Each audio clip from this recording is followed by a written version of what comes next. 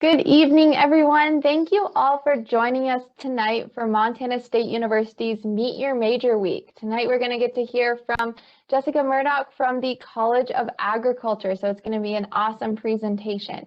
Just a few things before we get started, though. If you are having any troubles hearing this presentation, feel free to use the number and the access code on the screen to call in.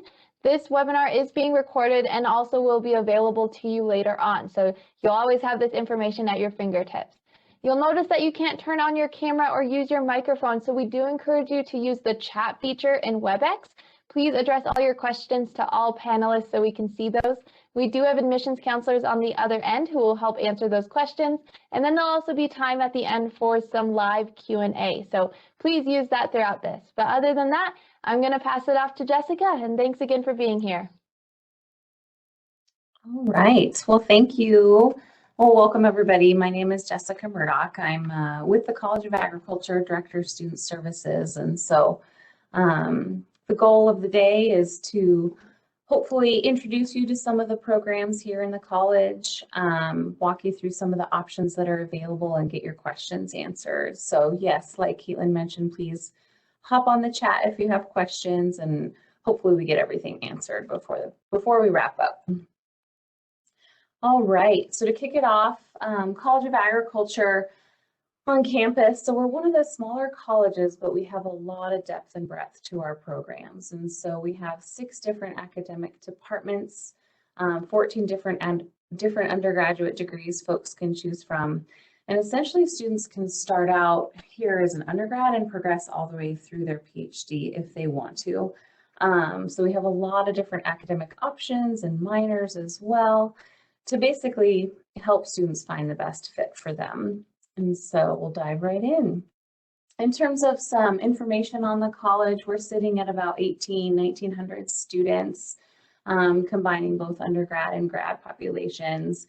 We do have a really robust scholarship program, and we're very blessed to have that. And so if you guys are considering MSU, considering the fall, it would make sense to hop on CAT scholarships, get your application filled out, because there is a May 1 deadline there. So we have a relatively low student-faculty ratio, and we like to brag about that. It's important to us. Our faculty typically they have multiple aspects to their appointments, and so sometimes they have a research angle, an outreach angle, and then a teaching angle. And so that's why we have so many individuals interacting with our students in the college. In terms of our demographics, we're about half and half in terms of in-state, out-of-state, pretty much a direct reflection of MSU, just slightly more out-of-state. And then we have numerous states and countries represented in our enrollment. We also feature a lot of student clubs and organizations, and we really push that for our students. We really want our students to get involved and really experience sort of all that college life has to offer, and really augment those experiences in the classroom through these clubs and organizations.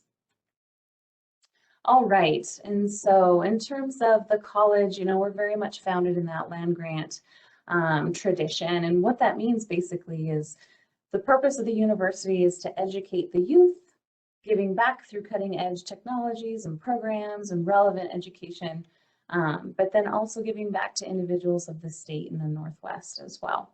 So we really try to take our history and our tradition and in that foundation, but also kind of adjust to relative programs, cutting edge technologies, what's needed in the world of work today.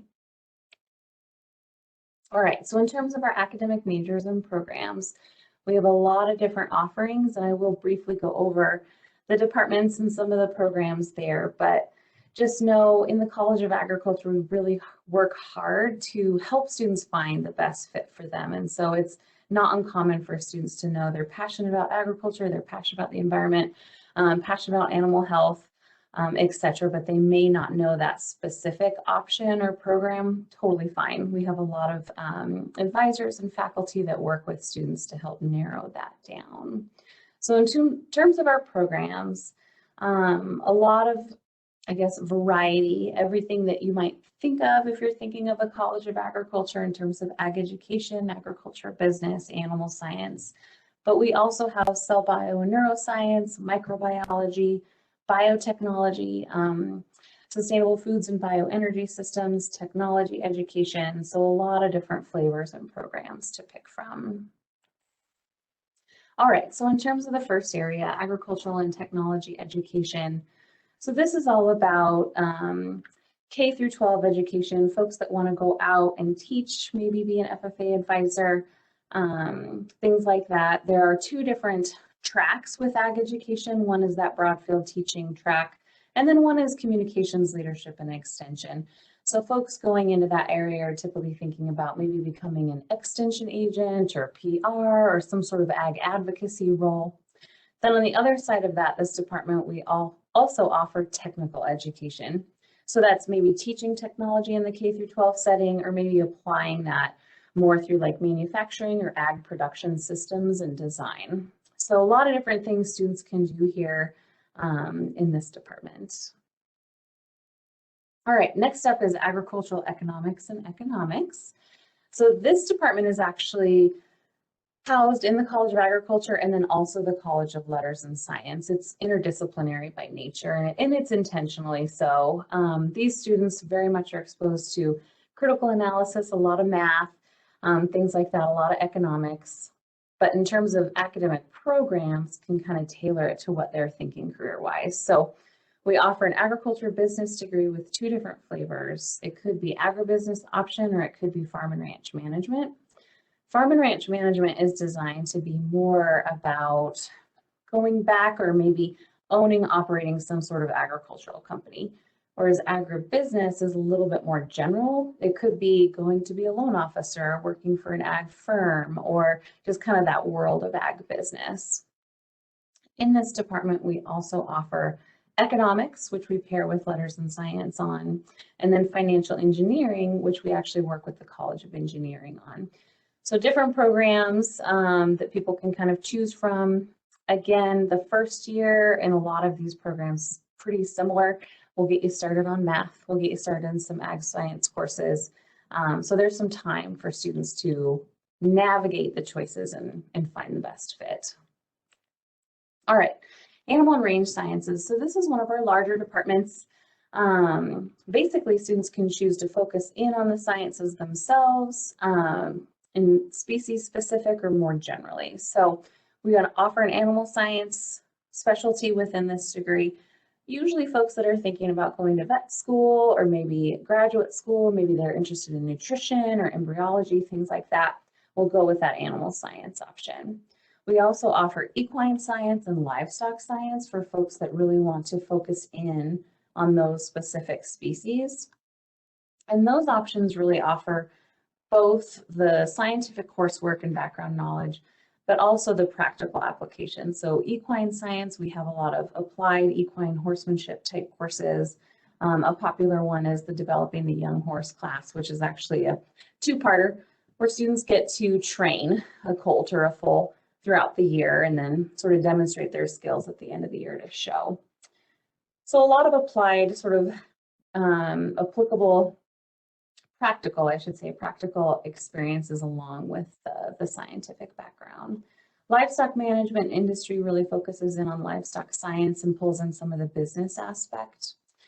Our ranching systems degree is housed here as well, and that's designed primarily for folks that want to go and run some sort of ranch operation.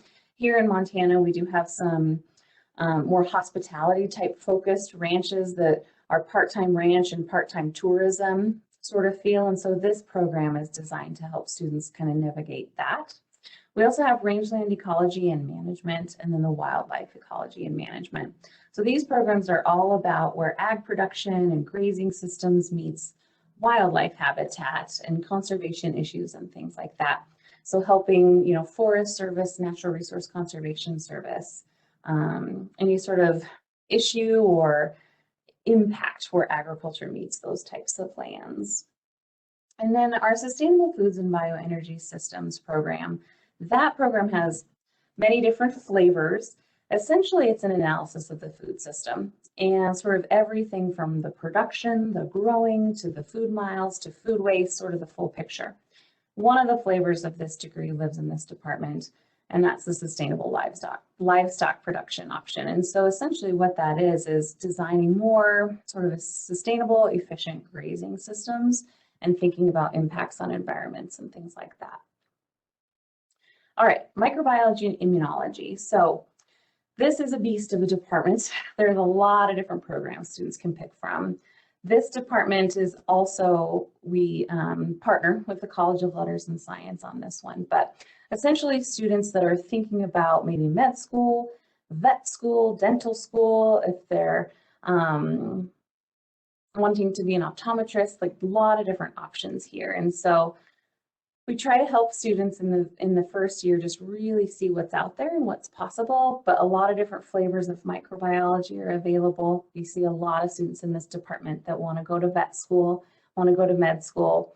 There's also a biotechnology degree, so essentially solving issues within agriculture or maybe animal health, even human health implications. And then we have a medical lab science program here.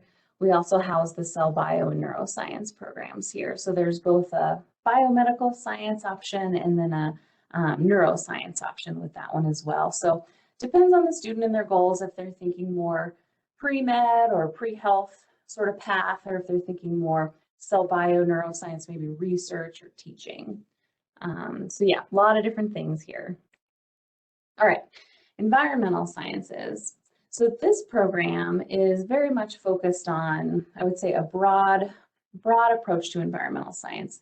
There's a lot students can do with these degrees and with these programs. And we've attempted to narrow it down to these 5 academic options so that students can pick the track that makes the most sense to them. So the first 2 academic options here, environmental sciences and environmental biology, are the most sort of tailorable. There's, of course, structured coursework that each student has to kind of take and get exposure to, but from there they can really tailor the experience, because when we're talking environmental science, we could be talking pests or invasive species or climate, water health, water hydrology, and so we really want students to pick the one that makes the most sense for them. So those 2 options, and then we have the more specific options, I'd say. Soil and water science, focusing specifically on those resources and some of the policy. Geospatial and environmental analysis, focusing more on the technology aspect, remote sensing, GPS, the drones, the data science, right? Incorporating all of that into land management decisions. We have the land rehabilitation option as well. That's all about bringing areas back to a healthier state. Through a variety of means and a lot of different projects there. And then another flavor of sustainable foods and bioenergy systems lives in this department, and that's the agroecology option. So thinking about food production and the food system and its impact on the environment, and sort of designing more sustainable ways to grow our food. Maybe we're using less water, maybe we are sourcing different production systems with areas that are more natural in terms of that climate. So all of those types of things. All right, plant sciences and plant pathology. So students here can pick from another variety of programs, but essentially some students are thinking, you know, I want to grow the food, I want to go into graduate school, and that's more the crop science, plant biology route. And so we get them out at the BART farm. These are the students that are out in the field, kind of getting their hands dirty. We also offer a plant biotechnology option, so all about sort of responding to issues. It might be drought, it might be a pest, might be stem fly, given the situation. So sort of the more scientific application of that. And then on the other side of that, we have environmental horticulture and landscape design. So more plants for enjoyment, or maybe designing aesthetic systems. And our landscape design program is currently actually being considered for accreditation and transitioning into a Bachelor's of Science for landscape architecture. And then our final flavor, the sustainable foods and bioenergy systems major, lives here, and that's the crop production option. So sustainable food sort of production all the way from the beginning, sort of farm to table approach, which we've seen a lot of growth in and a lot of interest in the last few years. So essentially these programs, you know, we've hopefully design them in a way that we're setting students up for a variety of careers. And it's really hard to summarize all of them in a setting like this because there's so much people can do. What I would say is we work really hard to promote our career fair on campus and different internship opportunities because we really want students to see that path to employment and see what they can do with their various degrees and programs here on campus. Some of them are pretty broad by nature. Environmental science, you know, you could be working in Yellowstone, you could be working for a private mining company. Animal science is the same way. There's just so many different things you can do. We really try to help students along the way and provide them with good advising and a faculty mentor as well. So yeah, after graduation, you know, we really want to make sure students are understanding who's out there, who's hiring folks in their field, and students are setting themselves up for success as well. We talk about this a lot, especially in some of our first year seminars, that, you know, there's the set of classes you get through, you check the box kind of a deal. But when you go out there and when you seek an internship or when you're doing an undergrad research project, you know, you're really adding to your experience. And so when you go to job search, you already have a sense of who's out there. You already have some experience in your belt, and so it makes things a little bit smoother and less panicky senior year. All right, student experience in the college. So I would say we're very hands-on by nature. It's important. We want to get students out with the animals. We want to get them out to the farm. We have a variety of facilities close to campus and then out across the state, actually, where we really work to get students in the field, in the dirt with the animals, to really apply what they're learning in the classroom. We also have some international experiences and student trips that we really encourage students to take advantage of. One of our classes out of Ag Business will take students from all majors actually to various countries to look at different commodities or issues in agriculture and compare them to the United States. And so it's a semester-long course that ends up with a week-and-a-half class trip to these various countries that we really encourage students to be a part of. We've also had short-term trips where faculty have taken students to Morocco and the UK, things like that, just to really build on those skills that are started out in the classroom. And then in terms of the clubs and organizations, so again, we really push this. We really encourage our students to get involved outside of the classroom. Some of these organizations are going to be tied to an academic program a little bit, or maybe sort of a purpose there. But for the most part, these are service-based groups. And so they're out in the community trying to give back. They're adopting highway for litter pickup, things like that. And then some of the groups I would say are more fun and people getting together, more social focus. But we do push this. We do encourage students to really get involved and get connected and start to meet some of the folks that are out across the state. Some of these groups are even tied to larger commodity groups in Montana, like grain growers or stock growers, things like that, to help students really make those connections and see who's out there and hopefully potentially set up internships and things like that. All right, so undergrad research is a big deal at MSU. I'm sure you guys know this. The reason it's a big deal is it's such an enriching experience, and it's not only a resume builder, but we really want students to experience what's going on in their field of study, right? This is kind of the opportunity to do that. So I would say the College of Ag, we're a research engine. Part of our mission, we also have Ag Experiment Station, and so that's research centers out across the state. There are faculty on those centers that are essentially doing research projects, trying to respond to the areas of that issue.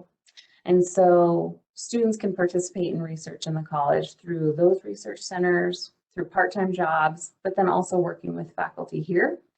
And then another option is an undergrad research project through the undergrad research program. And so this is just a quick snapshot of some of the research projects students have done. And this is on their own, you know, they have a faculty mentor, of course, but this is driven by the students, and these are all examples of undergrad programs. We really want to get our undergrads involved, active, working in their field. And there's time, you know, this is not freshman year. Freshman year is very much like get comfortable with classes, feel good about school, things like that. But later on, when folks really want to dive in, we want to get them aligned with the right people to do that. Academic advising. So college can be a journey for sure, and we definitely understand that. And not only finding the right major and finding the right fit and feeling good about that long term, but also navigating the ins and outs, right? So how to pick classes, how to feel good about that, making the right decision. And so academic advising in the college is really critical. And how we approach it, we essentially start most of the students in the college with our advising center with a professional advisor.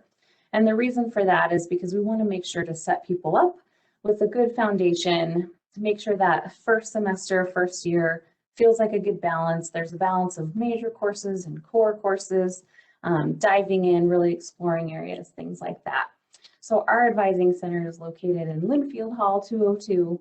And if you guys end up coming and we chat at orientation, things like that, we'll point these things out. But we really want our students to take advantage of our advisors and ask questions when they come up. So here's our advising team. Dr. Dewars is our associate dean, myself, and then some of our advising staff that you will meet with. Jane Boyd does a lot of the advising for the ag business, animal science world. I do primarily environmental science world. Lisa Musgrave will do our cell bio and neuroscience, microbiology world. And then Bonnie picks up some of those other areas. Some students will work directly with faculty advisors, but primarily how that happens is students are advised in the center for the first year. And then once they're feeling really good about their major and off and running, we transition them to a faculty advisor because it becomes less about choosing classes and more about having a mentor in the field and starting to talk about internships and research and all that you can do out there. All right, so in terms of our facilities, so as I mentioned, we have a wealth of facilities both on campus and off. Because we have that sort of public-facing side of the college, we also have, diagnostic labs and things like that where public, individuals can send in samples to be analyzed. But in terms of the student experience, our closest sort of facility that's off campus would be the BART farm, and it's our Bozeman Area Research and Teaching Farm, and that's 5-10 minutes away from campus. But essentially that is where we house our nutrition center. We have our cannulated cattle out there for some of the research there. We have our construction lab for some of our ag and tech ed courses, our horticulture farm, which some of these photos are of our high tunnels and things like that. And then our Towns Harvest Garden. The Towns Harvest Garden is an organic acreage within that horticulture farm. And then let's see, so we also offer clinics. A lot of the clubs meet out there. We have all of our horsemanship courses out there. So that's kind of the main go-to for students in the college. And then in terms of on campus, we also have our plant growth center, our animal bioscience building, a lot of different labs going on, a lot of different research going on that students can be a part of. Scholarships. So I mentioned this, but we are very blessed to have a robust scholarship program. And again, if you haven't had a chance to fill out a CAT scholarships application, I would encourage you to do so if you're looking at MSU for this next fall. Essentially, we offer a variety of awards, and criteria really varies. It could be specific to an academic program, it could be specific to a major, or it could be more general. I would say a lot of our funds in the College of Ag are segmented for folks that have been here a year or more, but we still have some recruitment funds. And so we really encourage everyone to apply, and the deadline will cut off May 1. And it's harsh, but it's just so our committees can do their thing. And so putting that out there, if you haven't had a chance to apply, go ahead and do that. And then just know, in terms of our recruitment funds and scholarships for first year students, that's a little bit of a moving target. People kind of, make decisions and change their mind. And so there's some ebb and flow throughout the summer before the fall begins. So just because someone doesn't get something right away doesn't mean they won't in a few weeks or a month. All right, so why agriculture? I guess I just want to say thank you guys for logging in and thinking about an ag program, because I think we all know that there are a lot of challenges, a lot of opportunities right now, and feeding more and more people and all of the health health implications that we could talk about forever, but so many different things to get done and so many exciting challenges for students right now. And in terms of employment in general, you know, ag programs are doing incredibly well. We're just nationwide, we are not graduating enough graduates for all of the positions. And we have companies that are sending us more and more links and jobs and things like this. And we'll advertise them and all of that, but there's always more that we can do, and always more challenges and opportunities for individuals for sure.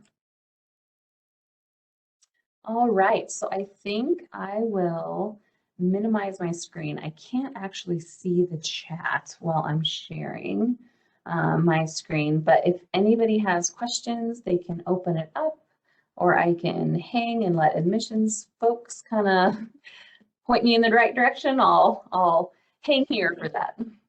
Awesome. Thank you so much, Jessica. That was awesome presentation and such valuable information. I feel like I learned something new every time I get to hear from your department in college. So there are a few questions that came through in the chat. So the first one is, does MSU offer any poultry-related classes or focuses? So we don't have any poultry like specific programs. I'm trying to think. We do have some like ornithology type courses that would be more paired with like College of Letters and Science and things like that. But I would say we do happen. We've had student projects related to that out at the Bart Farm, actually, as a part of the town's harvest garden. So typically what we've done in the past, you know, if a student has a specific interest like that and they're going through our program, we really work with them on a targeted internship to kind of work with a company that aligns with an interest area that maybe we don't have as much academic content for. Does that awesome. Answer the question? Yeah, absolutely. That is fantastic. So another question, and you kind of mentioned this towards the end, does MSU have a specific equine area or barn available to students for educational purposes? Oh gosh, yes. Yeah, so we have two arenas. One is indoor and one is outdoor. Our equine facilities are out there at the Bart Farm. And so that's where, yeah, the horsemanship courses take place and things like that.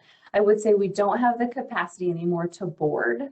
When students want to bring horses, we encourage them to reach out. There's a ton of boarding facilities in the Gallatin Valley. It's actually not uncommon for students to bring a horse with them. And so there's plenty of facilities there. But because our program has grown and our horse herd literally has grown, that's kind of where we're at with some of that. But yeah, we definitely have those facilities available for our students. Absolutely, that's fantastic. So another question is regarding the study of bee communities. Would that fit into the College of Agriculture if a student was interested in that? Yeah, for sure. So we definitely have faculty working on bees and bee health. And we actually have some research going on right now where our faculty members are trying to get farmers across the state to grow strips of perennial flowers to boost bee health, which is really cool. So yeah, so that could be the ecology sort of side of things, College of Letters and Science, or it could be us. But we actually, out at the Bart Farm, we also have bees and some of those projects. And in the spring, we actually look for volunteers from our students to get out there and kind of help set things up for the season. But yeah, that's definitely an area that we have faculty working on, and we're starting to build more courses around. That's awesome.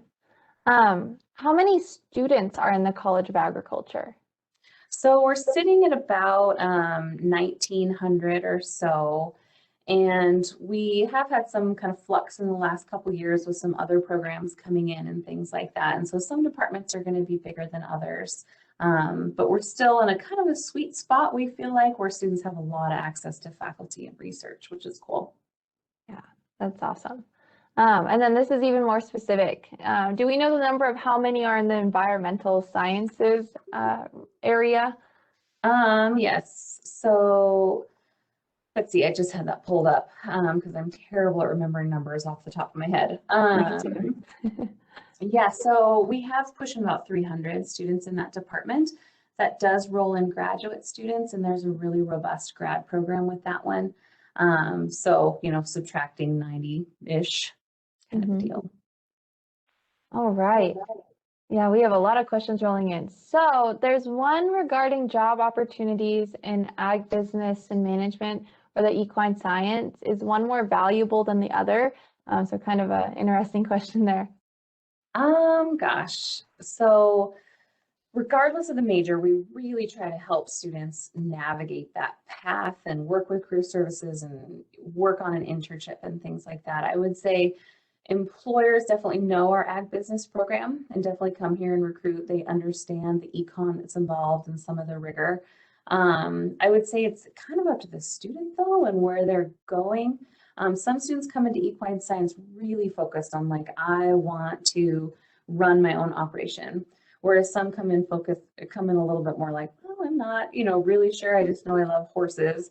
And I would say that is one of the programs where we really do try to make sure people are connected and seeing what's out there in the field because it's a little bit geographic based, I guess I would say.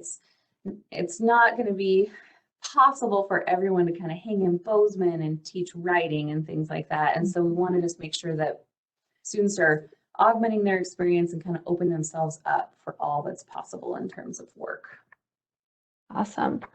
And then there is a question regarding what kind of computer do we need for, the College of Ag program in college? And I'm probably a terrible person to ask. But for the most part, what I would say is if anybody's worried, please don't, because if you're jumping into a geospatial program where you need some really specific, like remote sensing or mapping type software, we provide all that. Like we have student labs with all of that built in. So it might be good to get an IT person's perspective, but from my perspective, it's really personal choice because we do make sure and provide the really technical software so that students don't have to go buy that. Yeah. Fantastic. Another question. So if a student is already coming in saying they want to major in animal science per se, is it too late to sign up for a minor? How does that work if students are looking to double major or minor or anything like that? Yeah, and that's common. We have some programs really overlap major, minor. They overlap really well. And so we definitely have students do that. We typically, in terms of like the advising hat, we typically say pump the brakes, feel really comfortable about your major. But then you can dive into minor coursework really whenever you want to. And then typically we say maybe wait to declare it for a semester or two kind of a deal.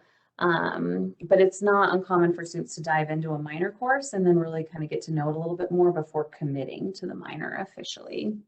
Okay, yeah, so just taking some time there to see what might fit best. Right. Awesome. This is regarding housing. Are students in the college dorm together? So we don't have like a College of Ag specific floor at this point. But I would say they very much hang out together. It kind of depends on the person. And we just sort of say, pick the residence hall that makes the most sense for you. But we don't offer that specific like themed environment right now. Okay. And then what are the requirements for math and science? What's necessary for entering these programs? And I'm sure that varies. It does. It varies a little bit. We are they are science programs for sure. And so it's a really good question. I think that we want to make sure that students just start out in a place that makes the most sense for them. And so sometimes that means you're jumping into a chemistry. Sometimes that means you're jumping into a math before you're progressing to chemistry. Some of our programs are going to have some pretty intense math and science requirements on that end of the spectrum. We're probably like the cell bio and neuroscience type programs. And then some programs are going to be a little bit more flexible. And so at orientation at first year, we really want to work with students just to make sure that we're starting them out in the right place that's most relevant to them. And sometimes it feels a little bit like a review, but we'd much rather have someone feel comfortable and have a solid foundation before jumping into some of this advanced coursework. Yeah, awesome. So these are some technical or very specific ones about number of students again. One of them is asking how many students are in the biotechnology program per year, and then how many students are usually in the pre-vet track or animal sciences. So, okay.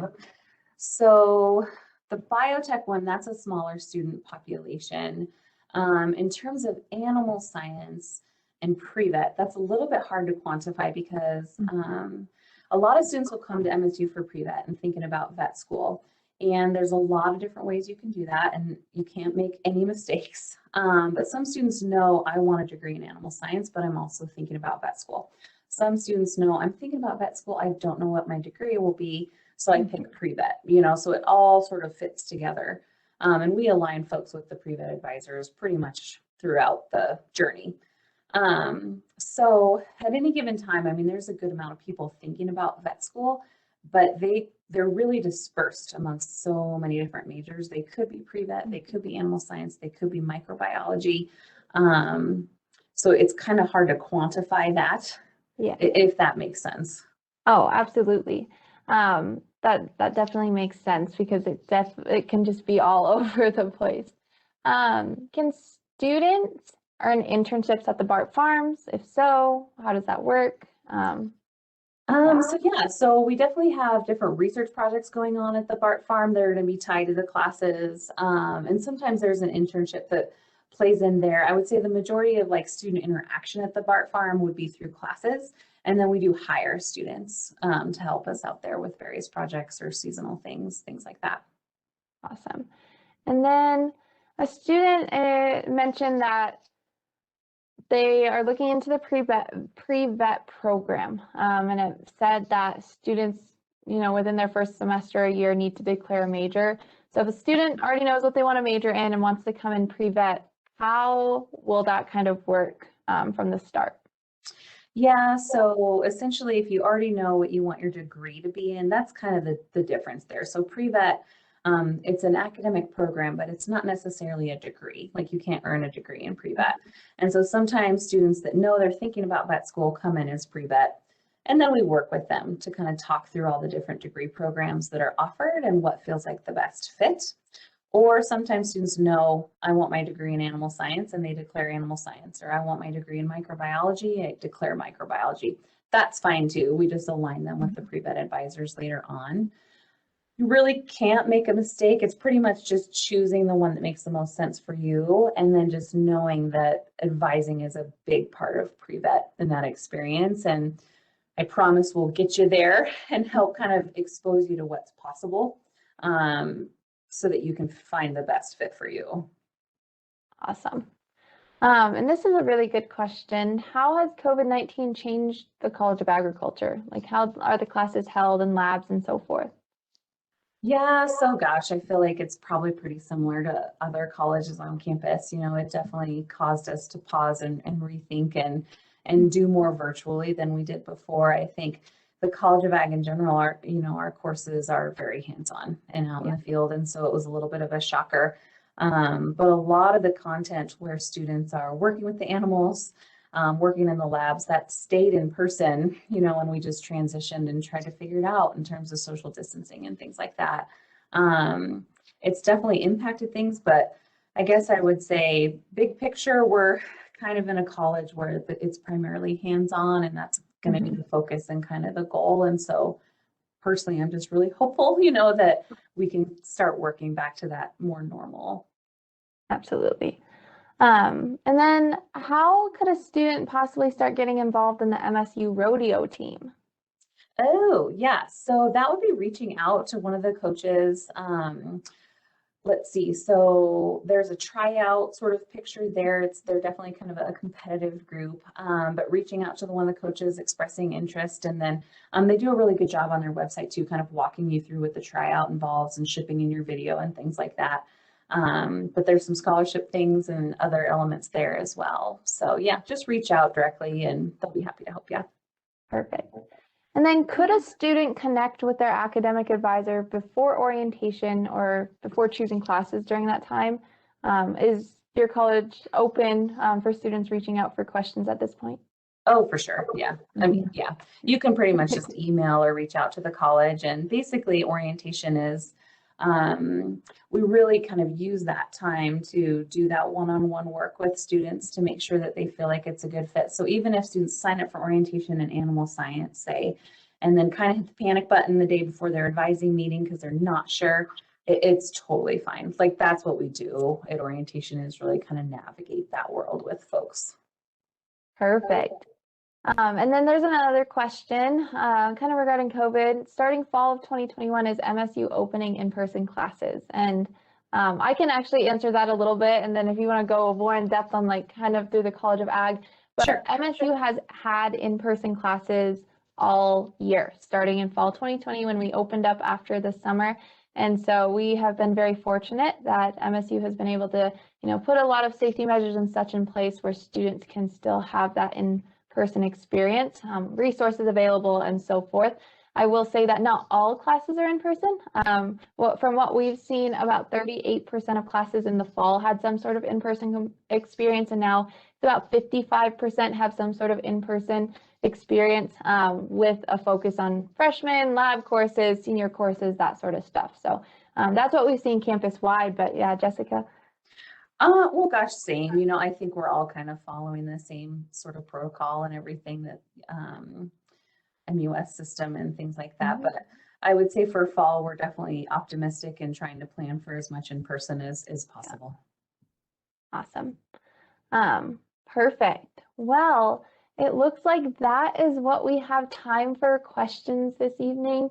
For everyone who joined us tonight, thank you so much. And then Jessica, we really appreciate you coming and sharing all of this so valuable information. And to everyone watching again, please don't hesitate to reach out to the Office of Admissions, to the College of Agriculture. We really are all here for you. So don't hesitate to let us know if anything comes up.